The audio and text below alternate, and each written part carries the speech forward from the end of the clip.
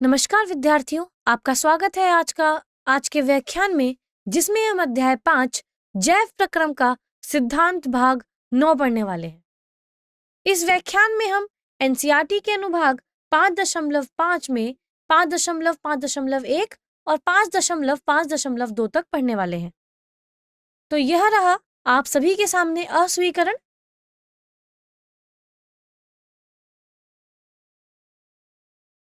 अब आगे बढ़ते हैं और जानते हैं आज के व्याख्यान की सीखने के उद्देश्य, यानी कि आज का व्याख्यान पढ़ने के लिए हमारे पास क्या क्या बिंदुएं दी गई हैं। सबसे पहली है कि मनुष्य और पादपों में उत्सर्जन की अवधारणा और समस्थापन बनाए रखने के लिए इसके महत्व को समझना, यानी कि इस सत्र में हम जिन उद्देश्यों में जैव प्रक्रमों को समझेंगे उन पर हम गौर कर रहे हैं, जिसमें पहला है मनुष्य और पादपों के उत्सर्जन हानिकारक उपापचयी अपशिष्टों को बाहर निकालने की अनिवार्य प्रक्रिया है, जो समस्थापन बनाए रखने के लिए अत्यंत महत्वपूर्ण है। आइए इसके महत्व को समझते हैं। अगला उद्देश्य है मनुष्यों में उत्सर्जन तंत्र की संरचना और कार्य को पहचानना और उसका वर्णन करना, जिसमें वक्रक, मूत्रवाहिनी, मूत्राशय और मूत्रमार्ग जैसे प्रमुख अंग शामिल होते हैं। अगला उद्देश्य है कि पादपों में उत्सर्जन तंत्रों की तुलना करना और उनमें अंतर बताना, जिसमें अपशिष्ट निष्कासन में रंध्र, वातरंध्र और वाष्पोत्सर्जन की भूमिका शामिल है। फिर पादपों और मनुष्यों में विभिन्न उत्सर्जी प्रक्रियाओं को शारीरिक और जैविक महत्व और विशिष्ट पर्यावरणीय परिस्थितियों के प्रति उनके अनुकूलों का विश्लेषण करना। आइए जानते हैं कि आज के व्याख्यान में हम क्या क्या पढ़ने वाले हैं। सबसे पहले हम उत्सर्जन के बारे में जानेंगे, जो कि 5.5 है। फिर हम मानवों में उत्सर्जन पर चर्चा करेंगे, फिर पादपों में उत्सर्जन की चर्चा करेंगे और अंत में हम इस सत्र के सारांश को समझेंगे तथा इन्हीं सभी पर आधारित एनसीईआरटी के पाठ्यगत प्रश्नों को हम हल करेंगे और फिर आपको कुछ मुख्य बिंदु बताई जाएंगी तथा आपको कुछ रोचक प्रश्न दिए जाएंगे जिनको आपको खुद हल करना होगा, ताकि आप इस पूरे व्याख्यान का निष्कर्ष निकाल सकें। आइए आगे बढ़ते हैं आज के व्याख्यान में और जानते हैं सबसे पहले मानव में उत्सर्जन के बारे में। देखिए, सबसे पहले हम जान रहे हैं सजीवों के उत्सर्जन, यानी कि जीवित जीवों की कोशिकाओं में होने वाली विभिन्न रासायनिक अभिक्रियाओं में या अभिक्रियाओं के परिणाम स्वरूप कई हानिकारक उपापचयी अपशिष्ट जैसे यूरिया, यूरिक अम्ल और कार्बन डाइऑक्साइड बनते हैं। इस विषाक्त पदार्थों को शरीर से बाहर निकलने की अनिवार्य जैविक प्रक्रिया ही से उत्सर्जन मिलती है। फिर कोशिकाओं में होने वाली उपापचयी क्रियाएं विशेष रूप से प्रोटीनों का विखंडन, हानिकारक नाइट्रोजनी अपशिष्ट जैसे अमोनिया, यूरिया या यूरिक अम्ल उत्पन्न करती हैं। इन अपशिष्टों का शरीर में संचय अत्यंत विषाक्त और अंगों के लिए घातक हो सकता है, इसलिए इन्हें निरंतर शरीर से बाहर निकालना अनिवार्य होता है। जीव उत्सर्जन के लिए विभिन्न रणनीतियों का उपयोग करते हैं। सबसे पहले अगर हम एक कोशीय जीव की बात करें तो अमीबा जैसे जीव अपने कोशिकीय अपशिष्टों को शरीर की सतह से सीधे आसपास के जल में विसरण द्वारा बाहर निकाल देते हैं तथा बहुकोशिकीय जीव क्या करते हैं, जटिल जीवों में उत्सर्जन के लिए विशिष्ट अंग विकसित होते हैं, जैसे मनुष्यों में वक्रक, कीड़ों से मेलघिपिगियन, नीलकाय और केंचुओं में नेफ्रिडिया।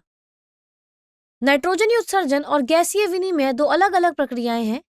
यह जहां प्रकाश संश्लेषण और श्वसन के दौरान ऑक्सीजन या कार्बन डाइऑक्साइड जैसी गैसीय अपशिष्ट विसरण द्वारा बाहर निकलते हैं, वही मुख्य उत्सर्जन प्रक्रिया में रक्त से जटिल नाइट्रोजन युक्त विषाक्त पदार्थों को वक्रक जैसे विशिष्ट अंगों द्वारा छाना जाता है। तथा आप यहाँ पर देख सकते हैं कि इस चित्र में आपको जैसा दिखाया गया है कि आपको एक हाथी अमीनों के समूह दिखाए गए हैं। अब देखिए, हाथी की बात करें तो स्तनधारी अधिकांश उभयचर शार्क, कुछ अस्थिल मछलियां। अब देखिए, मछली की बात करी, अधिकांश जलीय जंतु जिनमें कई मछलियां भी शामिल हैं। तो अमीनो समूह में क्या होगा, प्रोटीन होगा, वो अमीनो अम्ल में जाएंगे और अमीनो समूह बनाएंगे, जो कि इधर चले जाएंगे। अभी अमोनिया निकालेंगे। हाथी जैसे जो जीव होंगे वो यूरिया, और जो पक्षी, कीट, शरीरा, स्थलीय घोंगे जैसे जीव होंगे वो क्या उत्सर्जित करेंगे, वो यूरिक अम्ल उत्सर्जित करेंगे। आगे बढ़ते हैं और जानते हैं मानव में उत्सर्जन के बारे में ही, तथा यहाँ पर हम उत्सर्जी तंत्र में जानेंगे कि कौन कौन से अंग शामिल हैं। तो सबसे पहले मानव उत्सर्जी तंत्र में एक जोड़ी वक्रक मुख्य रूप से शामिल है, जिसमें मानव उत्सर्जन तंत्र में एक जोड़ी मूत्रवाहिनी महत्वपूर्ण भूमिका निभाती है। फिर मूत्राशय मानव उत्सर्जन तंत्र का एक पोषीय और थैलीनुमा अंग है, जिसका मुख्य कार्य वक्रक द्वारा निर्मित मूत्र को अस्थायी रूप से संग्रहित करना है। फिर मूत्रमार्ग मानव उत्सर्जन तंत्र का अंतिम भाग है। तो यहाँ पर आप देख सकते हैं कि किस तरीके से महाशिरा और महाधमनी दिखाई गई हैं। अब इनमें किसी एक में क्या होता है, हमारा गंदा खून आता है, यानी कि जिसके अंदर बहुत ही हानिकारक पदार्थ शामिल होते हैं। फिर वो गुर्दे के अंदर जाते हैं और वहां से आप देख सकते हैं कि हमें दो नली दिखाई गई है, जहां पर एक वक्रक धमनी और वक्रक शिरा दिखाया गया है। फिर उसमें से मूत्रवाहिनी से होता हुआ जो मूत्र होता है वो मूत्राशय में आके इकट्ठा हो जाता है और मूत्र मार्ग के द्वारा हमारे शरीर में से बाहर निकल जाता है। तो ये है उत्सर्जी तंत्र में शामिल कुछ मुख्य अंग। अब हम मानव में उत्सर्जन 5.5.1 को और आगे समझते हैं और विस्तार में जानते हैं। देखिए, सबसे पहले मानव शरीर के वक्रकों का युग्म उत्सर्जन तंत्र का सबसे महत्वपूर्ण अंग है। वक्रक निरंतर पर प्रवाहित होने वाले रक्त को छानते हैं और उसमें से हानिकारक नाइट्रोजनी अपशिष्टों जैसे यूरिया तथा अतिरिक्त पदार्थों को अलग कर देते हैं। यह छना हुआ अपशिष्ट और जल मिलकर मूत्र का निर्माण करते हैं। फिर मूत्रवाहिनी के युग्म की अगर हम बात करें तो मानव उत्सर्जन तंत्र में मूत्रवाहिनी का युग्म महत्वपूर्ण भूमिका निभाता है। मूत्रवाहिनियों में विपेशीय नलिकाएं जो वक्रक में निर्मित मूत्र को मूत्राशय तक पहुंचाती है। यह परिवहन क्रमाकुंचन नामक लयबद्ध और तरंग जैसे संकुचन गति के माध्यम से संपन्न होते हैं।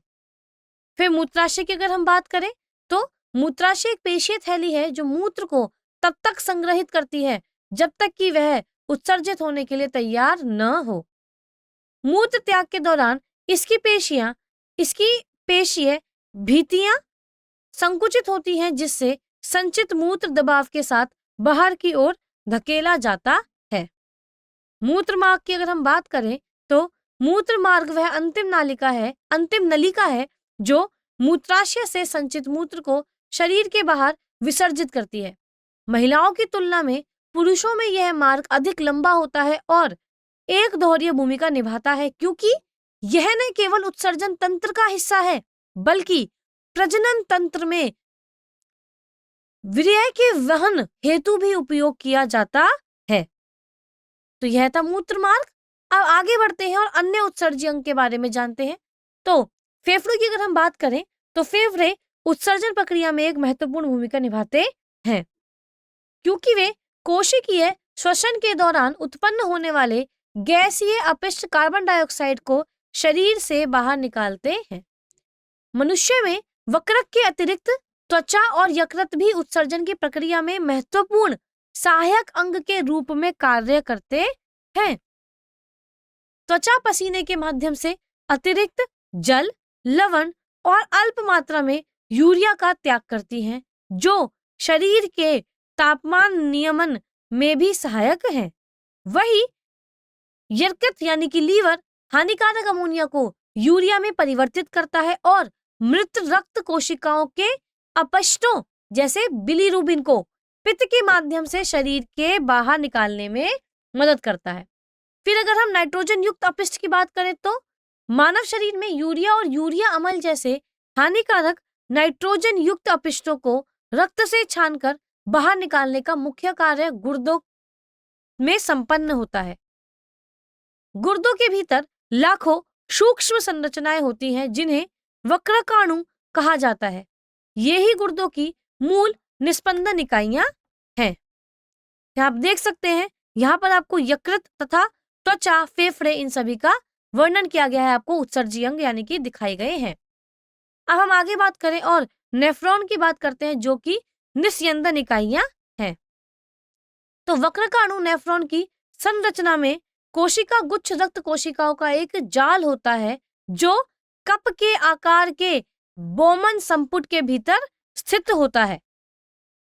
फिर बोमन संपुट कोशिका गुच्छ से छनकर आने वाले तरल को एकत्रित करती है तथा प्रत्येक मानव वक्रक में लगभग 10 से 20 लाख मिलियन नेफ्रॉन होते हैं जो कि अत्यंत सघन रूप से एक साथ पैक होते हैं।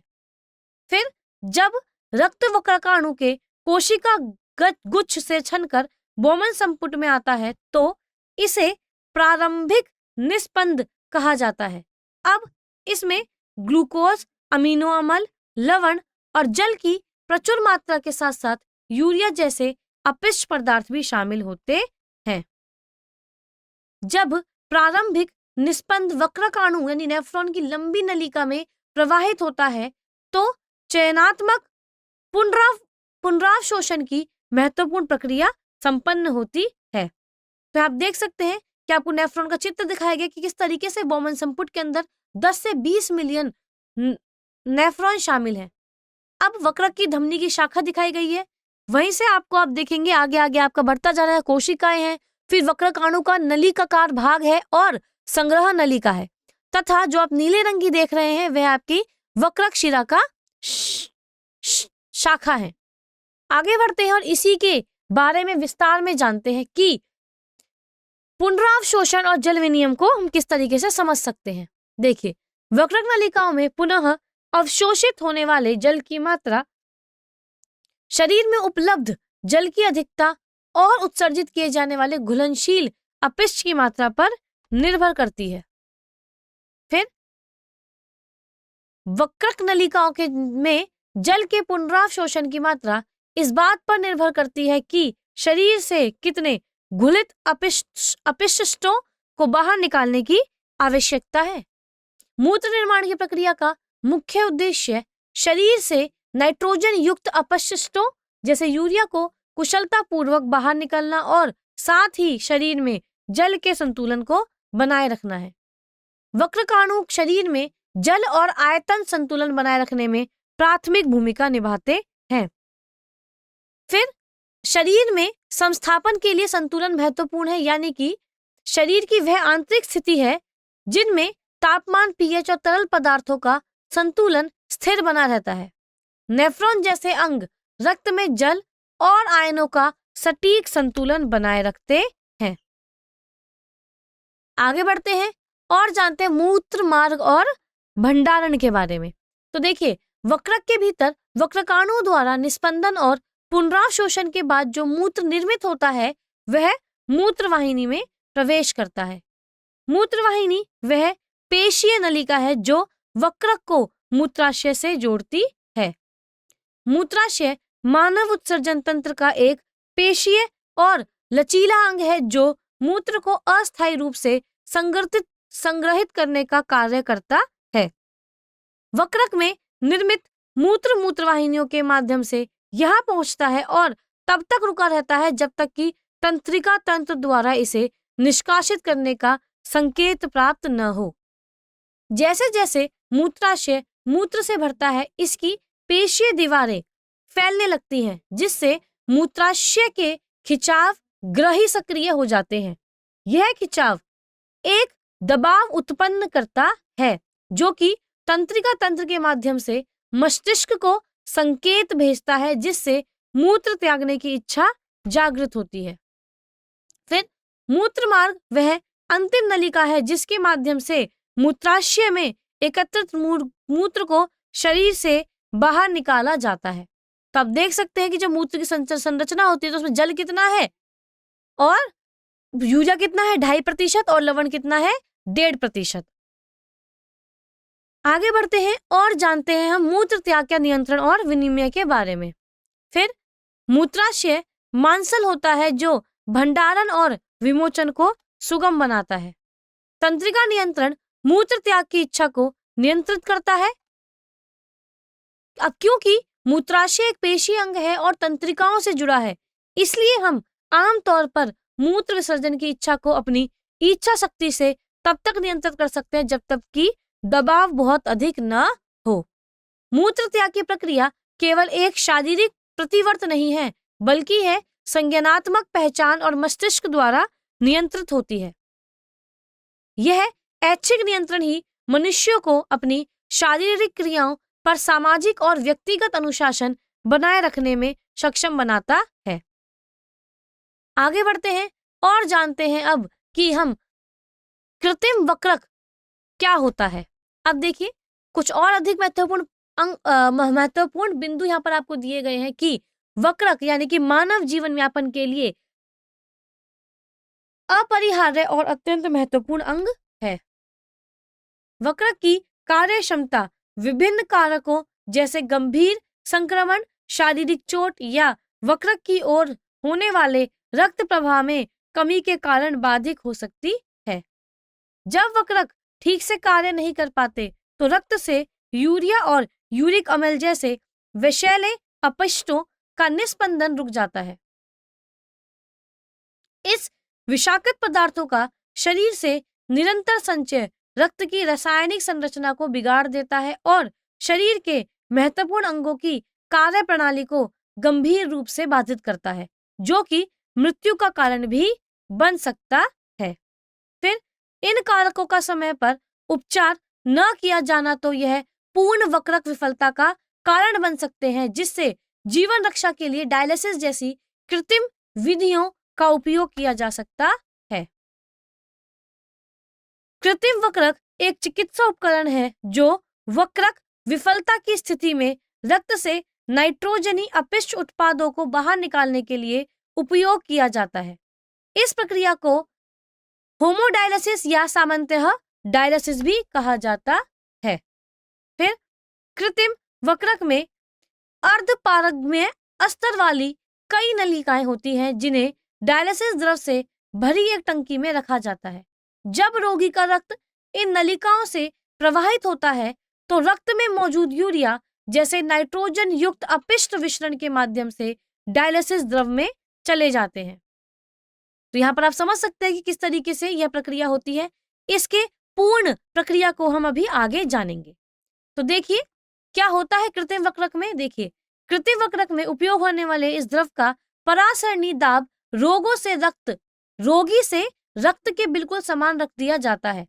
इसकी मुख्य विशेषता यह है कि इसमें नाइट्रोजनी अपशिष्ट बिल्कुल नहीं होते तथा जब रोगी का रक्त कृत्रिम वक्रक की अर्धपरागम्य नलिकाओं से के मार्ग से प्रवाहित किया जाता है तो रक्त में मौजूद हानिकारक अपशिष्ट उत्पाद जैसे यूरिया विसरण की प्रक्रिया द्वारा डायलिसिस द्रव में चले जाते हैं तथा डायलिसिस प्रक्रिया के अंतिम चरण में जब रक्त से हानिकारक अपशिष्ट पदार्थ निकाल दिए जाते हैं तब इस शुद्ध रक्त को रोगी के शरीर में वापस पंप कर दिया जाता है।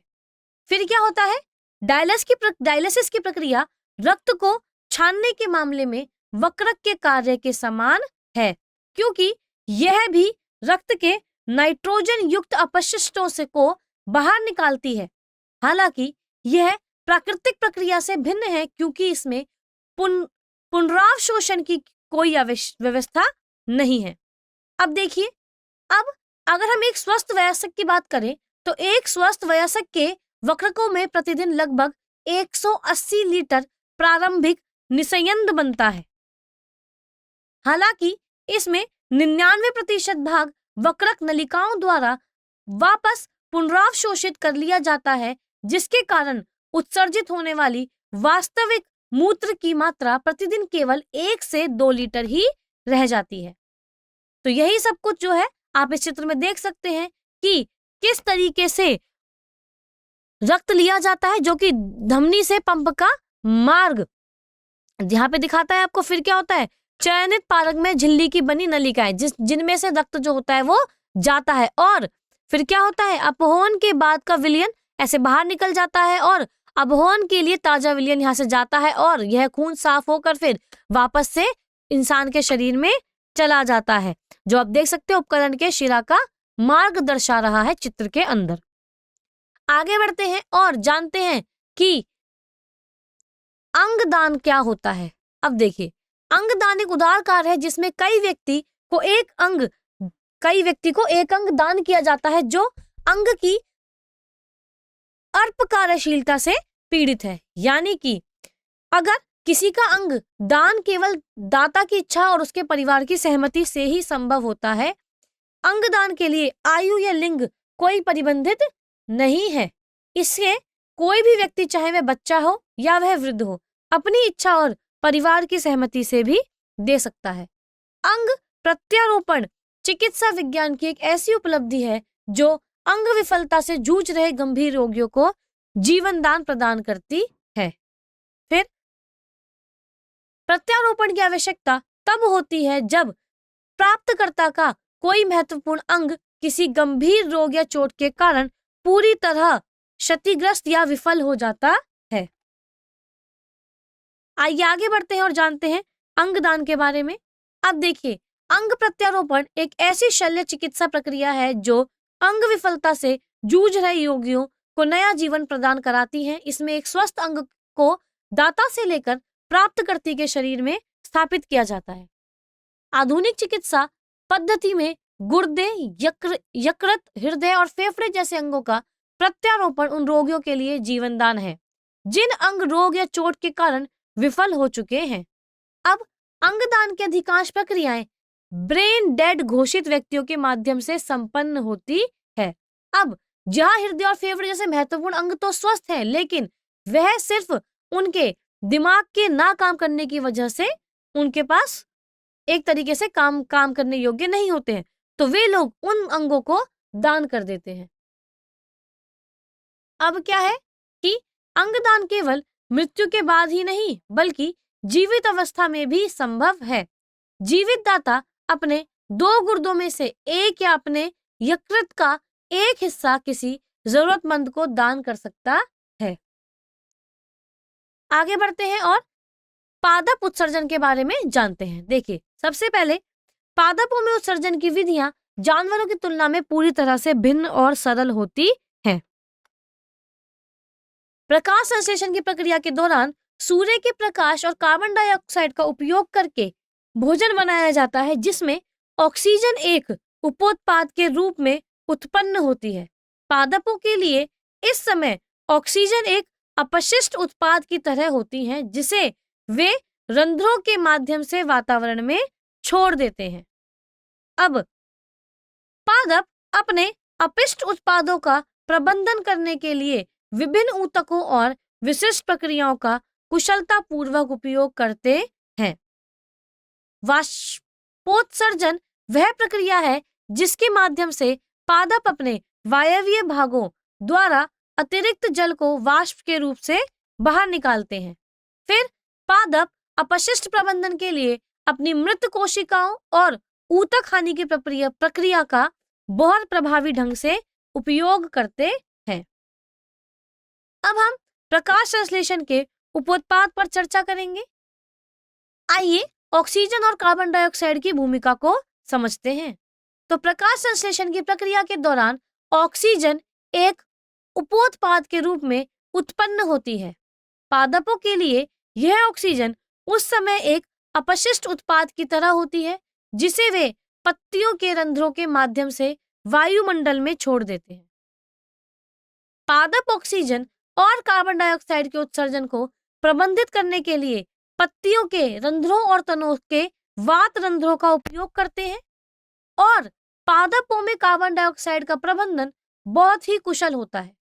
दिन के समय श्वसन प्रक्रिया से निकलने वाली कार्बन डाइऑक्साइड को प्रकाश संश्लेषण की क्रिया में कच्चे माल के रूप में पुनर्चक्रित किया जाता है। फिर कुशल गैस विनिमय पादपों के जीवन और उनके स्वास्थ्य के लिए आधारभूत आवश्यकता रखती है तथा यह प्रक्रिया न केवल पादप के लिए भोजन और ऊर्जा सुनिश्चित करती है, बल्कि गैसीय अपशिष्टों को प्रभावी ढंग से बाहर निकालकर पादप स्वास्थ्य की रक्षा भी करती है। तो आप यह देख सकते हैं कि किस तरीके से प्रकाश संश्लेषण हो रहा है। सूर्य का प्रकाश जैसे ही पड़ता है पत्तियों के ऊपर, तो वहां पर कार्बन डाइऑक्साइड भी वो ले रहे हैं और पर्णहरित यानी कि उनके पास क्लोरोफिल भी उपलब्ध है। अब यहाँ से ऑक्सीजन मुक्त होती है और पत्तियों में क्या खाना बनता है, वहां पर ग्लूकोज बनता है।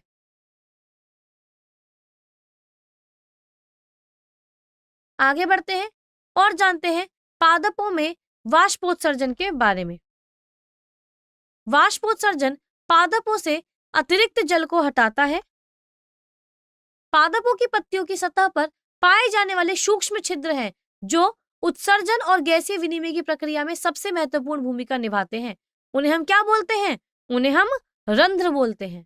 फिर पादपों में जल स्तर का संतुलन मुख्य रूप से वाष्पोत्सर्जन और रंध्रों के खुलने व बंद होने की प्रक्रिया द्वारा नियंत्रित होता है। फिर पादपों में जल का वाष्पीकरण न केवल उत्सर्जन है, बल्कि यह शीतलन और पोषक तत्व वितरण में भी मुख्य भूमिका निभाता है। इसीलिए पादपों में अपशिष्ट निष्कासन से जुड़ा हुआ होता है।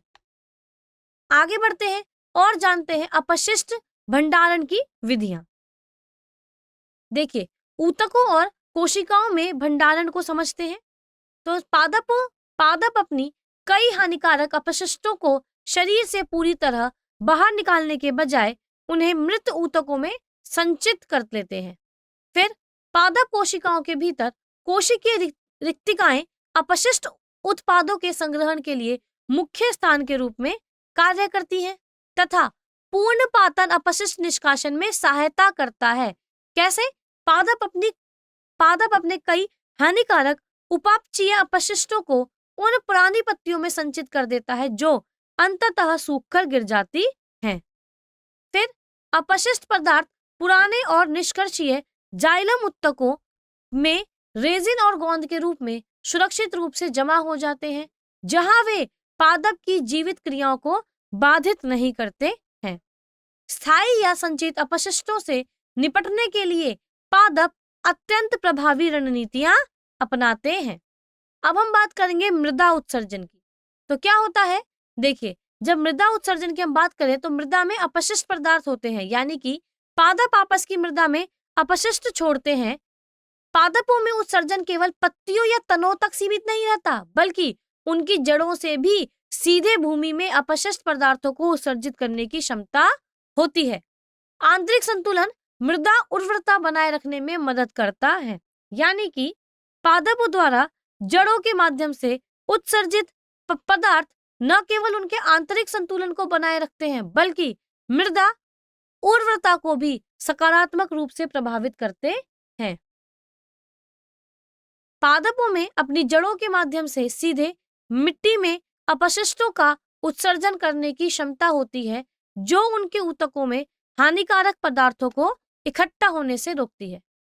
पादप और मृदा के बीच अपशिष्ट उत्सर्जन का संबंध एक सहजीवी लाभ प्रदान करता है। आइए अब हम इन पादपों में उत्सर्जन को आगे समझते हैं, यानी कि जंतुओं के विपरीत पादपों में उत्सर्जन के लिए कोई विशिष्ट अंग तंत्र जैसे वक्रक या फेफड़े नहीं होते हैं, यानी कि इसके बजाय वे अपशिष्ट प्रबंधन के लिए अत्यंत सरल और विविध रणनीतियों का उपयोग करते हैं।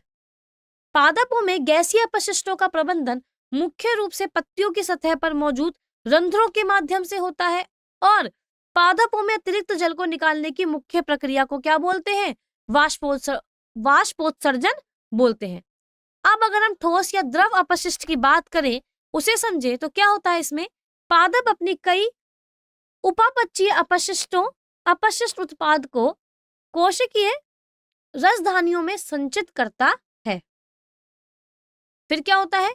कई पादप अपने उपापचयी अपशिष्ट उत्पादों को उन पत्तियों से संग्रहित करते हैं जो पुरानी और परिपक्व हो चुकी होती है तथा पादप अपने कई चयापचय अपशिष्टों को गोंद और रेजिन के रूप में संकित करते हैं। पादप अपने अपशिष्ट प्रबंधन की एक विशिष्ट रणनीति के रूप में कुछ अपशिष्ट पदार्थों को अपनी जड़ों के माध्यम से सीधे आसपास की मिट्टी में उत्सर्जित करते हैं। तो आप यह देख सकते हैं कि कैसे एक पेड़ से गोंद और रेजिन निकल रही है। आगे बढ़ते हैं और उत्सर्जन 5.5 को ही हम आगे और समझते हैं। अब मनुष्य की बात करें तो मनुष्य में उत्सर्जन तंत्र में वक्रक, मूत्रवाहिनी, मूत्राशय और मूत्रमार्ग शामिल होते हैं, जबकि वक्रक यानी कि वक्रक का मुख्य कार्य नेफ्रॉन के माध्यम से रक्त को शुद्ध करना होता है और वक्रक रक्त को छान लेते हैं तो बचा हुआ अपशिष्ट और अतिरिक्त जल मिलकर मूत्र का निर्माण करते हैं। अब और हमने क्या जाना था? हमने जाना था पादप के बारे में, यानी कि पौधों में किस तरीके से उत्सर्जन होता है। तो पादप पत्तियों के रंध्रों के माध्यम से वातावरण में मुक्त कर देते हैं। किस तरीके से? पादप वाष्पोत्सर्जन के माध्यम से भी अपने में से अतिरिक्त जल का निष्कासन करते हैं तथा अपशिष्टों को मृत कोशिकाएं, रिक्तिकाओं और पुराने जाइलम में संग्रहित करते हैं। यानी कि पादप अपशिष्टों को मृत कोशिकाओं, रिक्तिकाओं और पुराने जाइलम में संग्रहित करते हैं। पादप गिरे हुए पत्तों के माध्यम से अपशिष्टों का निष्कासन करते हैं तथा पादप पदार्थों को मिट्टी में उत्सर्जित करते हैं। तो यह क्या था आपका सारांश जो हमने आज के व्याख्यान में पूरा जाना उसका। आगे बढ़ते हैं और इसी पर आधारित एक एनसीईआरटी का पाठ्यगत प्रश्न पहला हल करते हैं। प्रश्न है आपके सामने कि वक्रक अणुओं की संरचना और कार्य प्रणाली का हमें वर्णन करना है। तो आइए इस प्रश्न का सही उत्तर जानते हैं कि क्या होगा। देखिए, हम वक्रक अणुओं की संरचना, उनकी कार्य प्रणाली की बात कर रहे हैं, यानी कि सबसे पहले हमें क्या जानना होगा? नेफ्रॉन की संरचना के बारे में जानना होगा। तो सबसे पहले हम वक्रक कणिका को समझेंगे कि वह क्या होती है। जब हम वक्रक अणु, नेफ्रॉन के भीतर ग्लोमेरुलस पतली दीवारों वाली रक्त कोशिकाओं का एक जटिल जाल होता है जहां उच्च दबाव के कारण रक्त निस्यंदन की प्राथमिक प्रक्रिया शुरू होती है। यह कप के आकार वाली एक थैली जैसी संरचना, जैसे बोमन संपुट कहते हैं, उसके भीतर सुरक्षित रूप से स्थित होता है। यह प्रत्येक वक्रकाणु का प्रारंभिक हिस्सा है जो एक कप जैसी आकृति का होता है और ग्लोमेरुलस यानी कि कोशिकाओं का जाल को पूरी तरह से घेर लेता है। फिर जब रक्त ग्लोमेरुलस से उच्च दबाव पर छनता है तो बोमन संपुट उसे निस्यंदित द्रव को एकत्रित कर देता है तथा अब इसके बाद क्या होगा? अब जो है हम बात करेंगे वक्रक नलिका की, यानी कि समीपस्थ संवलित नलिका। वक्रकाणु का वह हिस्सा है जहां प्रारंभिक निस्यंद से उपयोगी पदार्थों का चयनात्मक पुनरावशोषण होता है। इसमें ग्लूकोज, अमीनो अम्ल, लवण और जल की प्रचुर मात्रा को वापस रक्त कोशिकाओं में सोख लिया जाता है। तो यह आपका नेफ्रॉन का चित्र है जो कि हम पहले भी बहुत बार समझ चुके हैं, जिसमें आप बोमन संपुट देख सकते हैं, कोशिका गुच्छा देख सकते हैं, समीपस्थ संवलित नलिका देख सकते हैं तथा संग्रह नलिका भी आपको इसके अंत में यहाँ पर आप देख सकते हैं। अब आगे बढ़ते हैं और जानते हैं कि किस तरीके से वक्रकाणुओं की संरचनाएं या कार्यप्रणाली और होती है। तो क्या होता है?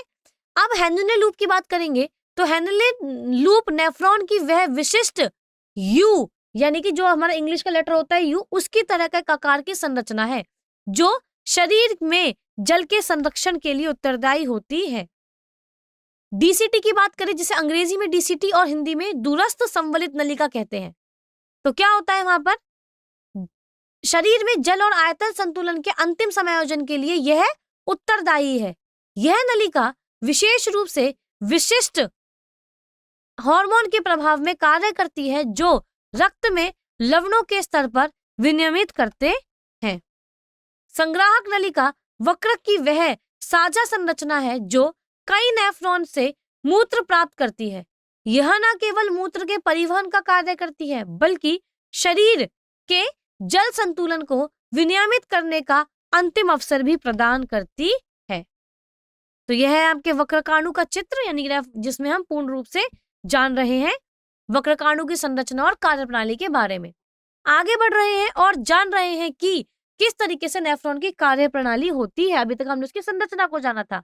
अब देखिए, जब हम निस्पंदन की बात करेंगे तो जब रक्त आपका उच्च दबाव के साथ कोशिका गुच्छ में प्रवेश करता है तो यह दबाव एक महीन छन्नी की तरह कार्य करता है। इसके परिणाम स्वरूप रक्त में मौजूद पानी और छोटे अणु जैसे ग्लूकोज, अमोनिया, अम्ल और यूरिया बोमन संपुट की दीवार से छनकर निकल जाते हैं, जिसे प्रारंभिक निस्पंद कहा जाता है। पुनरावशोषण की अगर हम बात करें तो क्या होता है, जब प्रारंभिक निस्पंद वक्रक नलिका के विभिन्न भागों से होकर गुजरता है तो शरीर के लिए उपयोगी पदार्थ जैसे ग्लूकोज, अमीनो अम्ल और आवश्यक लवण सक्रिय और निष्क्रिय परिवहन द्वारा वापस सोख लिए जाते हैं। आशा है आपको निस्पंदन भी समझ में आया होगा कि किस तरीके से होता है। आगे बढ़ते हैं और जानते हैं कि किस तरीके से अब हम स्राव को समझेंगे। देखिए, स्राव क्या होता है। जब हम स्राव की बात करें तो पुनरावशोषण के साथ साथ वक्रक नलिकाएं या वक्रक नलिका की कोशिकाएं रक्त से अतिरिक्त आयनों और आयन कौन कौन से होंगे यहाँ पे, जैसे कि पोटेशियम और हाइड्रोजन आयन, तो क्या करते हैं, ये और विषाक्त पदार्थ को सक्रिय रूप से छानकर सीधे नलिका के भीतर स्रावित करती हैं। उत्सर्जन की बात करेंगे तो वक्रक नलिकाओं में शोधन की प्रक्रिया के बाद बचा हुआ अपशिष्ट द्रव मूत्र कहलाता है। क्या कहलाता है? अपशिष्ट द्रव मूत्र कहलाता है। और यहां से यह मूत्र वाहिनी के माध्यम से प्रवाहित होकर मूत्राशय में अस्थायी रूप से संचित होता है। तो आप देख सकते हैं कि किस तरीके से कोशिका गुच्छ बोमन संपुट से होते हुए पूरा जो आपका रक्त है वो साफ होते हुए आता है और अंत में सिर्फ मूत्र रह जाता है, जो कि आपके मूत्र मार्ग से होते हुए शरीर के बाहर निकल जाता है। तो यह था हमारा वक्रकाणुओं की संरचना और कार्य प्रणाली। अब हम आगे बढ़ते हैं और जानते हैं कि एनसीईआरटी का पाठ्यगत प्रश्न 2 क्या है। प्रश्न 2 यह है कि पादपों द्वारा उत्सर्जी उत्पादों से छुटकारा पाने के लिए कौन सी विधियां उपयोग की जाती हैं। आइए इसका उत्तर जानते हैं। तो कौन कौन सी विधियों का हम इस्तेमाल करते हैं वो जानते हैं। सबसे पहले पादपों में उत्सर्जन किस तरीके से होता है। देखिए, वाष्पोत्सर्जन वह प्रक्रिया है जिसके माध्यम से पादप अपनी पत्तियों के रंध्रों द्वारा अतिरिक्त पानी को वाष्प के रूप में, किसके रूप में, वाष्प के रूप में वायुमंडल में छोड़कर उससे छुटकारा पा सकते हैं। फिर कई पादपों के अपशिष्ट उत्पाद कोशिकीय रिक्तिकाओं में जमा होते हैं। अपशिष्ट उत्पाद गिरने वाली पत्तियों में जमा हो सकते हैं, यानी कि पादप अपने कई चयापचय अपशिष्ट उत्पादों को पुरानी और परिपक्व हो चुकी पत्तियों में संचित करते हैं। जब इन पत्तियों में अपशिष्ट की मात्रा अधिक हो जाती है तो वे पीली पड़कर गिर जाती हैं, जिससे पादप को हानिकारक पदार्थों से स्थायी रूप से छुटकारा मिल जाता है। फिर पादप अपने कई चयापचय अपशिष्ट उत्पादों को रेजिन और गोंद के रूप में संचित करते हैं। यह प्रक्रिया विशेष रूप से पुराने दारू ऊतकों में संपन्न होती है, जो अब जल परिवहन के लिए सक्रिय नहीं होते। फिर पादप अपने अपशिष्ट प्रबंधन की एक सहायक रणनीति के रूप में कुछ अपशिष्ट पदार्थों को अपने जड़ों के माध्यम से सीधे आसपास की मिट्टी में उत्सर्जित करते हैं। तो अब देख सकते हैं कि कैसे पेड़ों में से गोंद और रेजिन भी निकलता है, जो कि उसका एक क्या है, उत्सर्जी उत्पाद है। अब हम आगे बढ़ते हैं और जानते हैं अगला प्रश्न के बारे में कि मूत्र की मात्रा का उत्पादन कैसे विनियमित होता है। तो आइए इस प्रश्न का उत्तर समझते हैं। तो क्या होगा इसका उत्तर, देखिए, उत्पादित मूत्र की मात्रा का नियम नेफ्रॉन की नलिकाओं को घेरे हुए रक्त कोशिकाओं के माध्यम से पानी और कुछ घुले हुए पदार्थों के रक्त में पुनः अवशोषण द्वारा होता है। मूत्र निर्माण की प्रक्रिया शरीर में जल संतुलन बनाए रखने का एक प्रमुख साधन है। उत्पादित मूत्र की मात्रा इस पर निर्भर करती है कि रक्त में कितना फालतू पानी है और उत्सर्जित किए जाने वाले अपशिष्टों की सांद्रता कितनी है। तो इस तरीके से मूत्र की मात्रा का उत्पादन विनियमित कर सकते हैं। अब यह थे हमारे एनसीईआरटी पर आधारित 3 प्रश्न। अब हम आज के व्याख्यान के मुख्य बिंदु देख लेते हैं। सबसे पहले हम बात करेंगे पादपों में परिवहन की। तो जाइलम किसके लिए क्या काम करता है? जाइलम जल एवं खनिज पदार्थों को भेजता है। फिर फ्लोएम बात करेंगे तो फ्लोएम भोजन के लिए। तो क्या होगा? वाष्पोर्जन एवं मूल दाब जो होता है वो जल की गति के लिए होता है, यानी कि वह जल की गति को बनाए रखता है पेड़ के अंदर। फिर हम आगे बात करेंगे परिवहन के प्रकार यानी कि विसरण के बारे में। तो क्या होगा यहाँ पे? वह विसरण प्रसारण सक्रिय परिवहन के लिए होता है। मानव में उत्सर्जन की हमने बात करी तो हमने जाना था कि वक्रक मुख्य वक्राणु इकाई। फिर हमने जाना था प्रक्रिया जो कि निस्यंदन जो करती है पुनः अवशोषण, और फिर स्राव। और उत्पाद जो थे वो मूत्र होता है। और अन्य जो कौन कौन से उत्सर्जी अंग भी होते हैं मानव के अंदर? त्वचा, फेफड़े इत्यादि। और पादपों में जो हमने उत्सर्जन के बारे में जान दे कि पहले हमने परिवहन जाना, उत्सर्जन जाना। तो अपशिष्ट कौन कौन से होते हैं? ऑक्सीजन, कार्बन डाइऑक्साइड, रेजिन, गोंद और लैक्टिकस। और क्या क्या विधियां हैं जिसके थ्रू पादपों में उत्सर्जन होता है? पहला है वाष्पोत्सर्जन, दूसरा है पर्णपातन, तीसरा है रसधानी में भंडारण।